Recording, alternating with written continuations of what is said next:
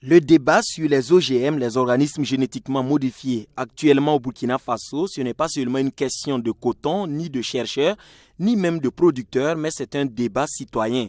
C'est une question de champ à assiette. Les toxines biologiquement transformées des cultures seraient nuisibles à la santé selon les études. Et pour le CCA, le collectif citoyen pour l'agroécologie, le coton conventionnel indexé de nos jours pour mauvais rendement présente plus d'avantages pour les producteurs que le coton biologiquement transformé.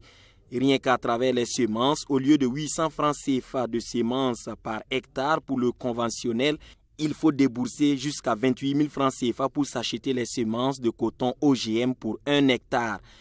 Pour le collectif citoyen pour l'agroécologie, il s'agirait d'une monopolisation en cours des semences par les firmes promotrices du coton BT.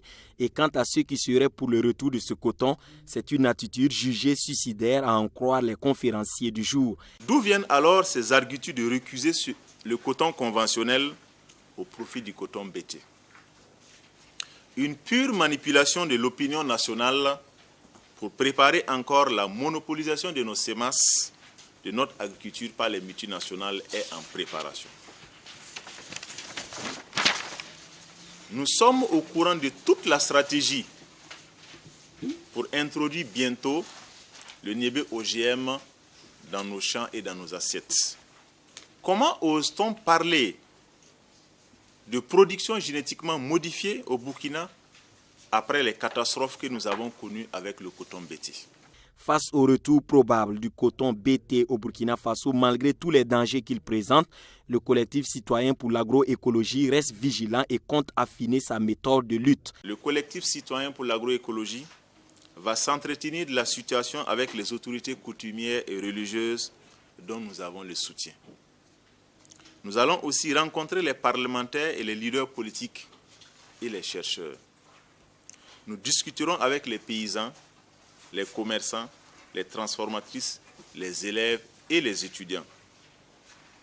Nous sommes en train de faire un plaidoyer pour l'adoption du crime d'écocide dans le droit international, parce que si nous avons le crime d'écocide qui est pratiqué au niveau international, ça va freiner, sinon arrêter toutes ces personnes qui auront des pratiques culturelles qui vont tendre à détruire les écosystèmes et intoxiquer les populations.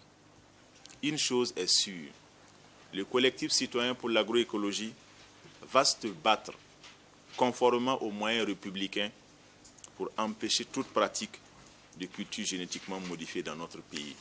De nos jours, il n'y a pas de culture génétiquement modifiée au Burkina Faso depuis l'abandon du coton BT en 2016.